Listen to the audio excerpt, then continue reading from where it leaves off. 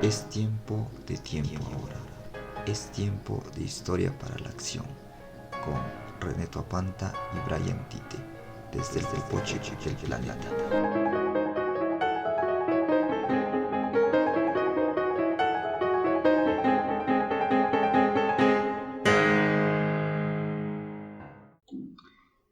Bienvenidos una vez más a un nuevo podcast de Tiempo Ahora. Hoy concluimos este ciclo de podcast denominados La Invención del Indio.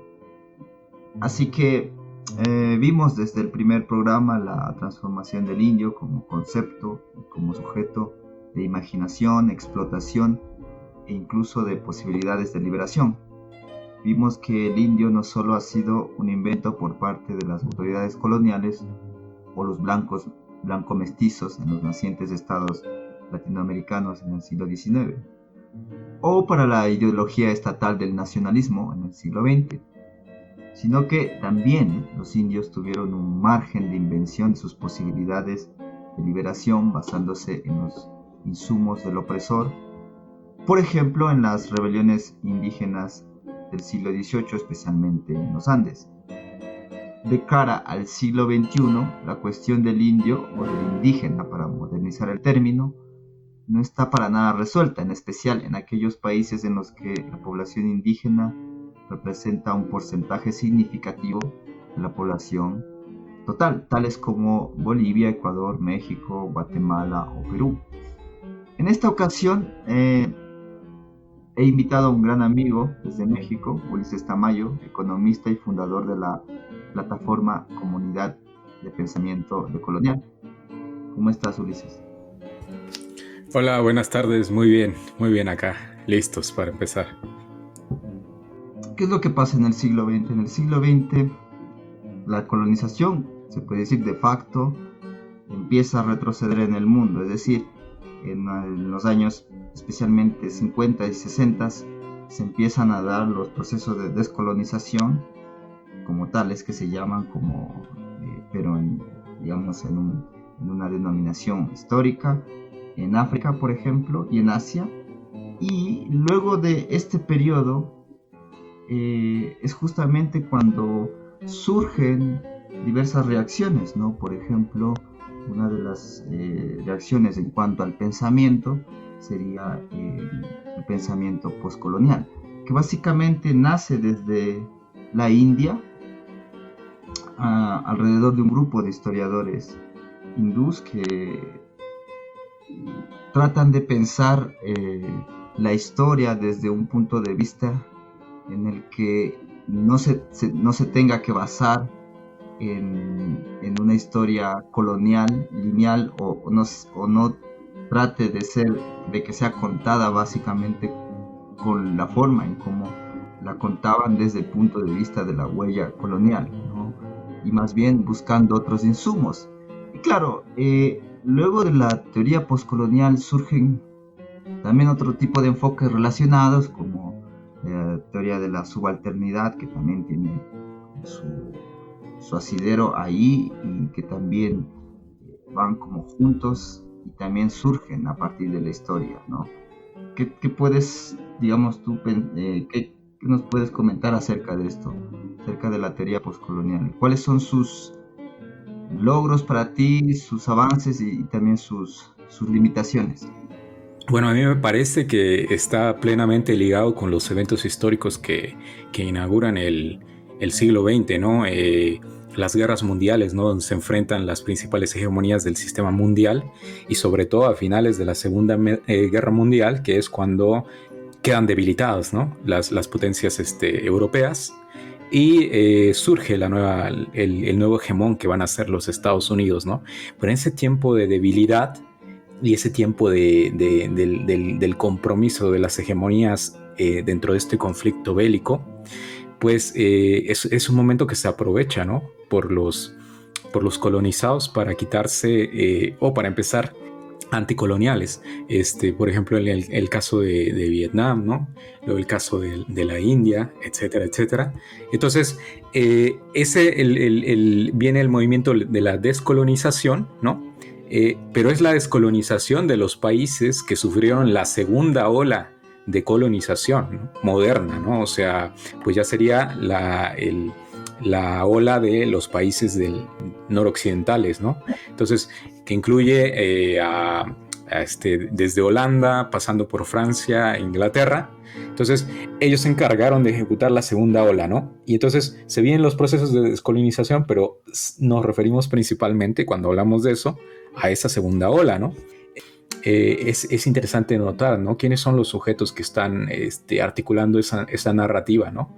Y muchas veces eran sí, ¿no? Sujetos autóctonos, pero también que ocupaban una posición muy interesante, ¿no? Eran sobre todo las élites, ¿no? Que se iban a educar a las metrópolis, ¿no? Y desde ahí se empezó a efectuar una crítica. Yo creo que es una crítica bastante valiosa, ¿no?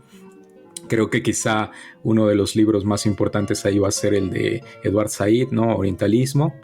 Y creo que es interesante porque el hecho de que ellos estén y se les empiece a leer en la escena, sobre todo anglosajona y francesa, eso permite, ¿no? Que los temas relacionados con el colonialismo se vuelvan a poner sobre la mesa, ¿no? Entonces, a mí me parece que ellos efectúan una crítica, ¿no? Pero su crítica va a estar es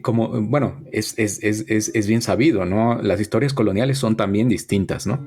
Y entonces la narrativa de ellos va a ser una narrativa de ese colonialismo que se vivió en esa segunda ola, ¿no?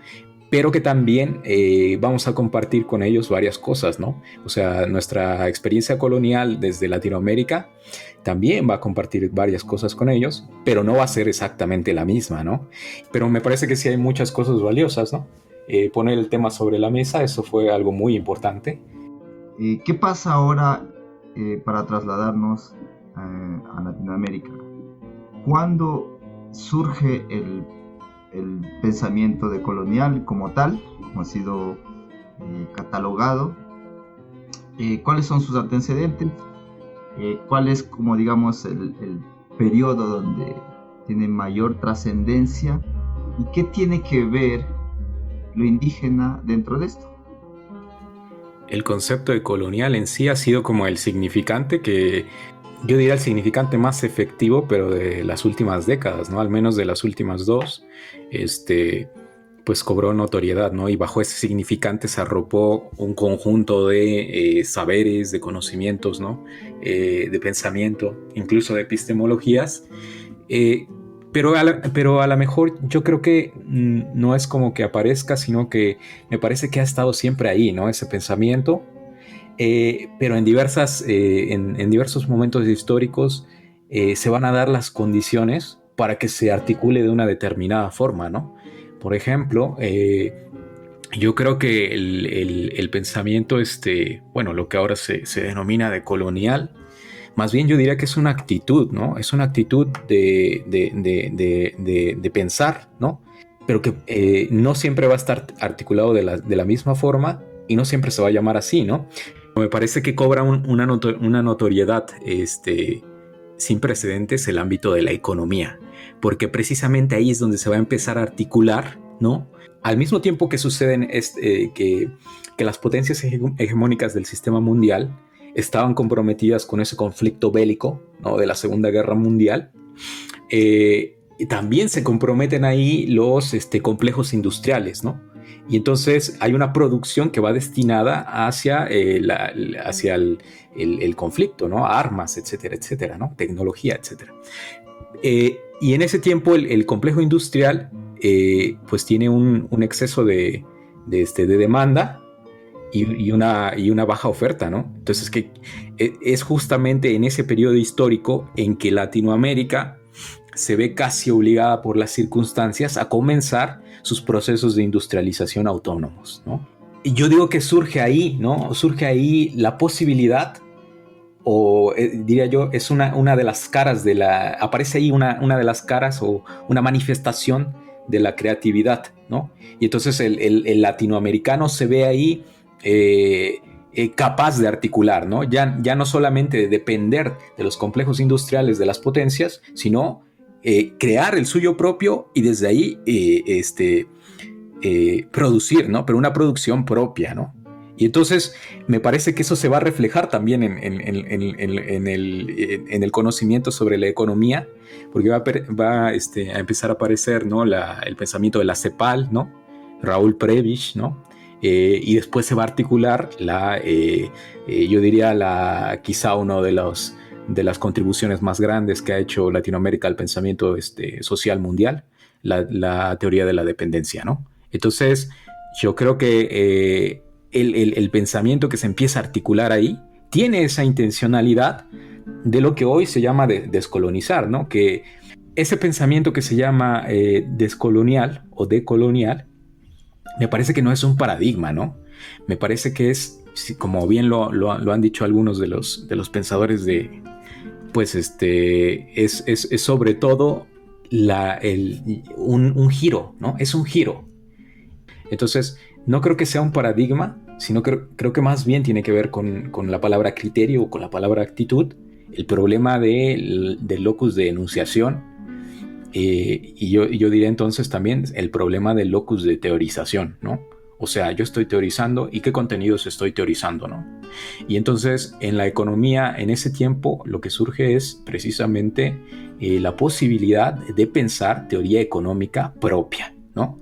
Que se dirá de manera muy banal, pero ante sujetos colonizados, ¿no? Y que una de las características del colonizado es una fuerte dependencia, fuertes complejos que mitigan las posibilidades de creación. Entonces, para mí el pensamiento decolonial quizás yo diría que si hacemos como un corte un tanto arbitrario, ¿no? Del siglo XX hasta la fecha, la emergencia en este último periodo estaría ahí, ¿no? Estaría en la economía, ¿no? Entonces, yo diría que empieza ahí, ¿no? Y después ya las últimas 2 décadas el concepto de colonial pues se ha puesto, ha sido como el concepto más efectivo en términos de difusión, de propagación, etcétera, etcétera. ¿Cuál es la conjunción entre este tipo de pensamientos, de corrientes, de pensamientos con lo indígena? ¿Cómo se relacionan? ¿Y qué surge a partir de ello? Me parece que el lugar de los pueblos originarios se puede abordar desde varios puntos, ¿no? Se podrían hacer varias anotaciones, ¿no? Pero, por ejemplo, cuando se va articulando este pensamiento, ¿no? Este pensamiento en particular, hay varias tendencias, ¿no? Hay una, por ejemplo, que es muy, que se puede identificar de manera muy evidente, en la que el lugar del indígena a veces se empieza a romantizar, ¿no? De que la posibilidad, como el poseedor, ¿no? O el portador de una especie de pureza, ¿no? A la que aparentemente nosotros no podríamos acceder, pues estamos contaminados de modernidad, ¿no? Y sobre todo eso sucede porque, y una vez creo que me parece que lo platicábamos, ¿no? Que al parecer las primeras generaciones que van a articular este tipo de pensamiento son sobre todo pues académicos que su posicionalidad social les permitió acceder a un tipo de conocimiento, ¿no? Y a partir de ahí empezaron a articular, ¿no? Muchos de ellos son de origen, o sea, tienen claras raíces pues criollas, ¿no? Sí, por utilizar un concepto que a lo mejor está pasado de moda ya, ¿no? Surgen ahí, ¿no? Esas formas de conceptualizar al indígena que ya estaban presentes de mucho tiempo atrás, ¿no? O sea, conocemos, por ejemplo, la idea del bon sauvage, ¿no? Conocemos la idea del primitivo, ¿no? A mí lo que me interesa es ver cómo en las últimas décadas se está empezando a dar un desplazamiento y ahora los que están articulando el pensamiento, este tipo de pensamiento, ¿no? Este tipo de actitud, ¿no? Ya no pertenecen a esos mismos estratos. Entonces diría yo, el campo de visión se va ampliando, ¿no? Desde el mismo indígena, ¿no? Él es el que empieza a articular el pensamiento, toman insumos del pensamiento decolonial que se articuló y entonces lo empiezan a apropiar, ¿no? Y empiezan a darle un toque, ¿no? Unas notas que no había tenido antes, ¿no? Ahora también están los otros sujetos que empiezan a articular esta forma de pensamiento, que son los mal llamados mestizos, ¿no? Bueno, tienen una pierna para Occidente y un dedito del pie para lo autóctono, ¿no? Y entonces yo, por ejemplo, lo hablaría en términos de una visión personal, ¿no? Porque, por ejemplo, yo, viniendo yo de un lugar histórico, ¿no? Que conservó una gran parte de sus mecanismos, ritos, etcétera, de todo ese bagaje cultural náhuatl, que es la ciudad de Tlaxcala. Pues bueno, en realidad para nosotros lo indígena no es algo tan lejano, ¿no? O sea, de hecho, las formas de producción todavía no son predominantemente industriales, ¿no? Pero todavía existen esas formas de producción, yo diría, pues de gran antigüedad, ¿no? Muy relacionadas con lo que fue el Calpulli, ¿no? Algunas otras formas de organización. Y entonces eso va creando un ethos que no es del todo ajeno a lo indígena, ¿no? Pues entonces yo quizá lo que podría decir yo desde mi experiencia, porque quizá la mejor, quizá otro punto de vista más cercano podría ser el del propio indígena, ¿no? Pero lo que yo podría decir desde mi punto de vista es que habría que tomar en cuenta el locus de enunciación de aquellos que piensan lo indígena, ¿no? Alrededor de estos tipos de pensamientos anticoloniales, como lo hemos calificado aquí, hay una muy buena presencia de conceptos que han servido muchísimo al activismo político, especialmente en cuestiones como el medio ambiente, del cual, digamos, los indígenas de nuestro continente, y aquí sí creo que hay una posición muy generalizada, ¿no? Obviando ya las diferencias culturales entre los diferentes pueblos de Centroamérica, de Sudamérica, etcétera. Sí hay una presencia mayoritaria de grupos políticos que se asumen como defensores del medio ambiente, porque obviamente están muy ligados a zonas periféricas y a zonas rurales, ¿no? Y entonces en este sentido sí han tenido una participación importante de todo este tipo de pensamientos, digámoslo, anticoloniales, ¿no? Obviamente tampoco podríamos generalizar, ¿no? No podríamos decir que la totalidad de las comunidades indígenas se han adherido a una defensa como acérrima por sus territorios y por el medio ambiente, pero sí ha habido una participación bastante grande y bastante visible en relación a la generación de pensamiento también, y de leyes y de instituciones que están ligadas a la defensa del medio ambiente. No sé cuál es tu perspectiva, al menos, digamos, desde México. Pues yo creo que ha sido fundamental, ¿no? Sobre todo, por ejemplo, en procesos como los que sucedieron en Ecuador y en Bolivia, ¿no? Que incluso se trató de cambiar, ¿no? La conceptualización de la naturaleza, ¿no? Entonces, yo creo que es fundamental porque precisamente una forma distinta de pensar nos permite una forma de establecer una relación distinta con la naturaleza, ¿no? Y en los pueblos originarios, ¿no?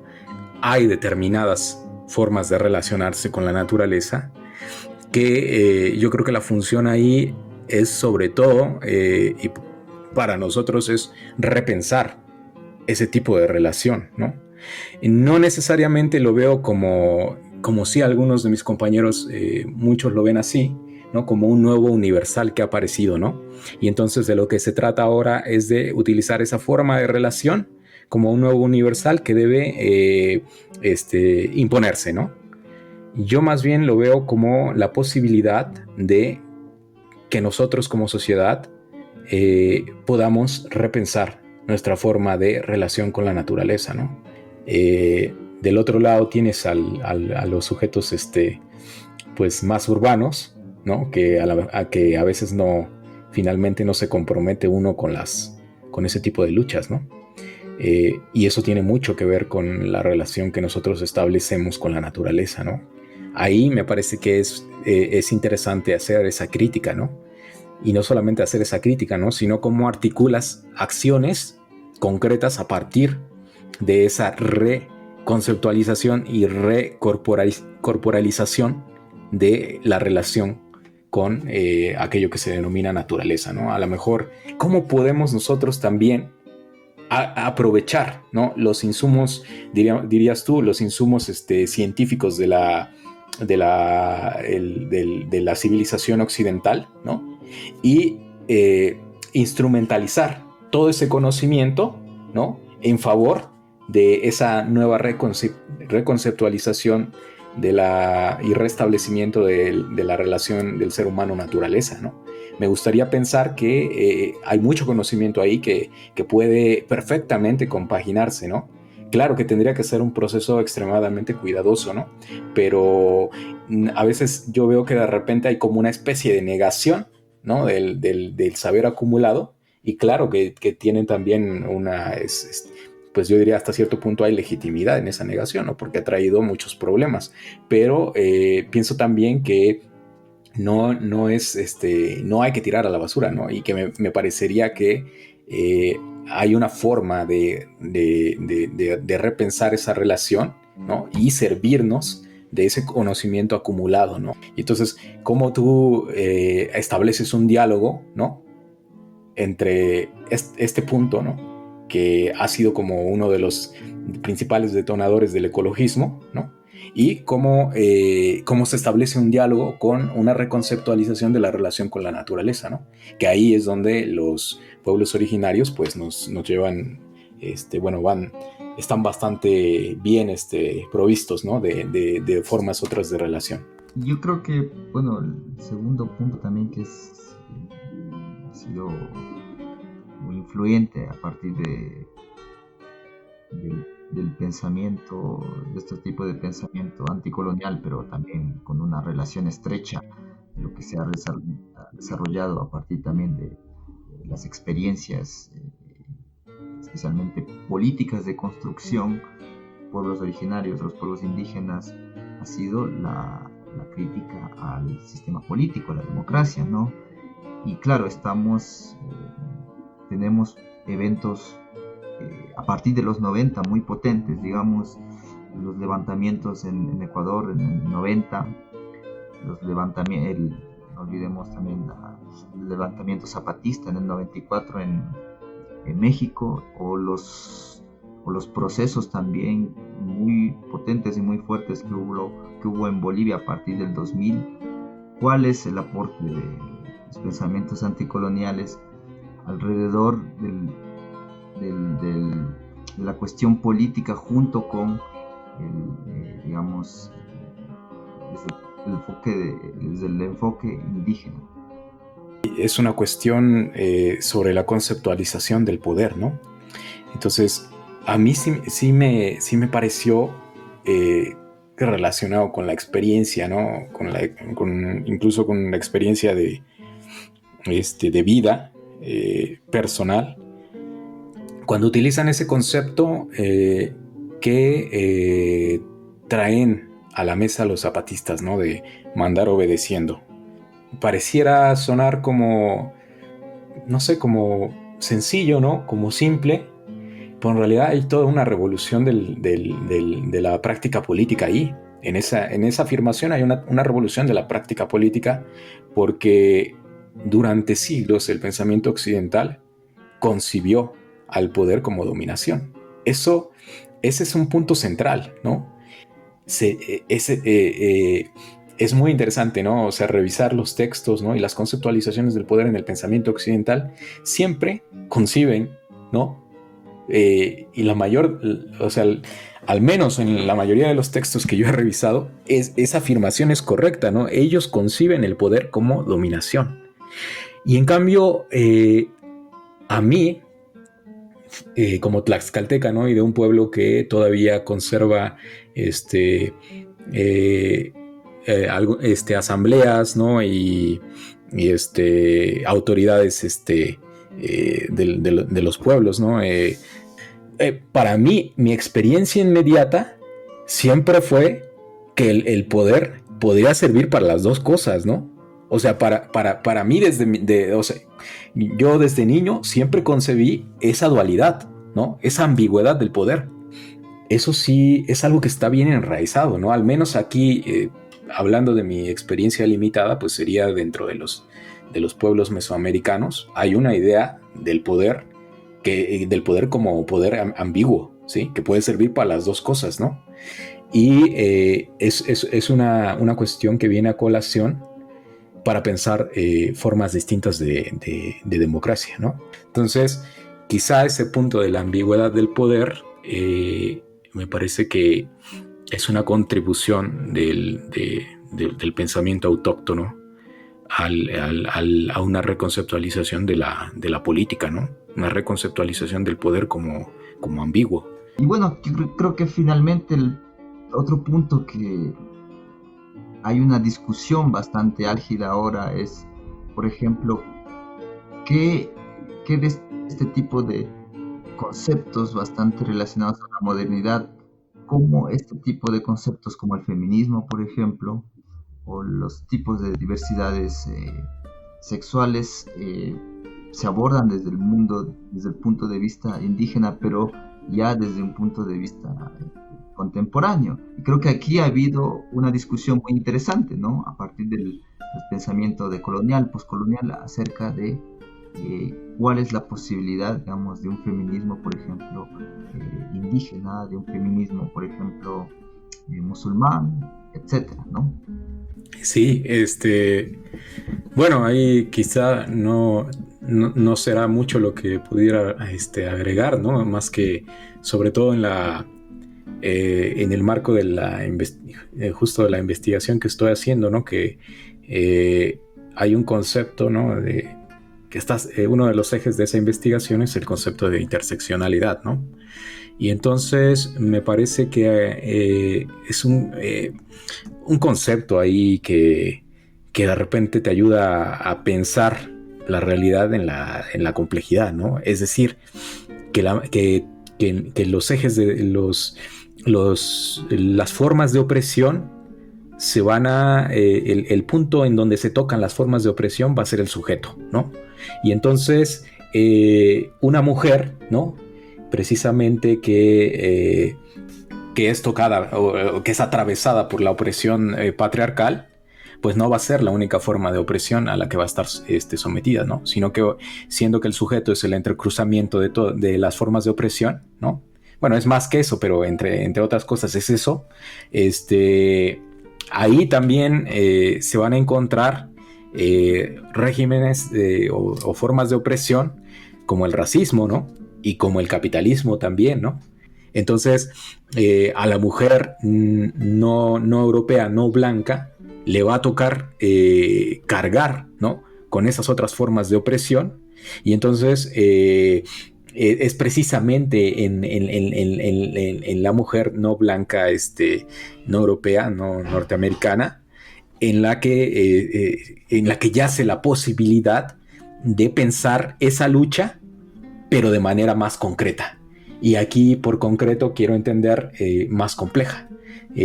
No nada más hacer el énfasis en la cuestión patriarcal, ¿no? Que es quizá lo que más le interesa a la mujer occidental, luchar contra esa forma de dominación, porque de las otras es pues va a tener un privilegio, ¿no? O sea, la explotación capitalista en las periferias va a servir para mantener el modo de vida de esa mujer en Europa y en Norteamérica, etc.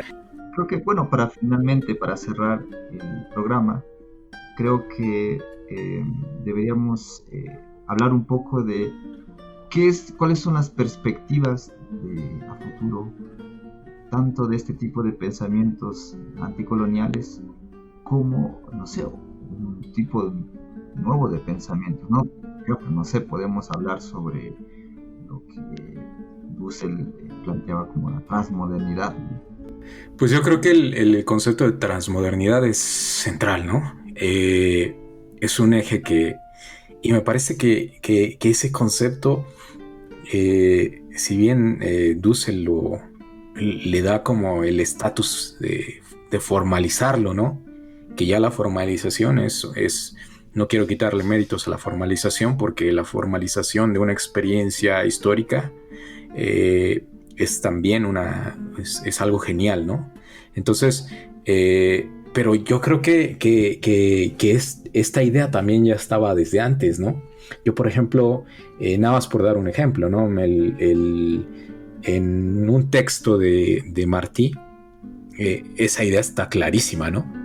Aunque la dice con metáforas, ¿no? Con metáforas muy dulces, muy cotidianas, pero ahí está la idea de transmodernidad, ¿no? Dice algo así como que se injerte en nosotros el mundo, pero que el tronco sea nuestro, ¿no? Y entonces en esa linda metáfora está entendido el concepto de transmodernidad, ¿no? Básicamente lo que quiere dar a entender Dussel con transmodernidad, tomar la realidad como realidad heterogénea, ¿no? Hay una heterogeneidad en la realidad, pero ciertamente hay hegemonía, ¿no? Es decir, que de repente una particularidad a un nivel concreto, ¿no? Y mediante los mecanismos del poder se coloca como una universalidad, ¿sale? Entonces, en la modernidad, la particularidad que se ha convertido en universalidad, pues es la civilización occidental, ¿no? Y del otro lado están un conjunto de núcleos éticos míticos, ¿no? De culturas. Y entonces él dice que la transmodernidad es la posibilidad de que esas otras culturas básicamente adquieran la soberanía de su destino, ¿no? Yo lo pondría así en palabras más sencillas, ¿no? Que tengan la soberanía sobre su propio destino. Es decir, que el tronco sean ellas, ¿no? Y obviamente entrar en relación con lo moderno, ¿no? No se trata aquí de una negación de la modernidad, ¿no? De todo lo que trajo la civilización occidental, sino de entrar en una relación con ella, ¿no? Y con toda la creación que viene desde ahí, pero de tal forma que esa relación no sea una relación de dependencia, sino que que las otras culturas puedan mantener, yo diría, un margen pues de creatividad, ¿no? Obviamente es una visión, bueno, ahí es un concepto abstracto, ¿no? Que en la realidad sucede de una forma más compleja todavía, ¿no? Pero yo diría que, en pocas palabras, algo así sería la transmodernidad, ¿no?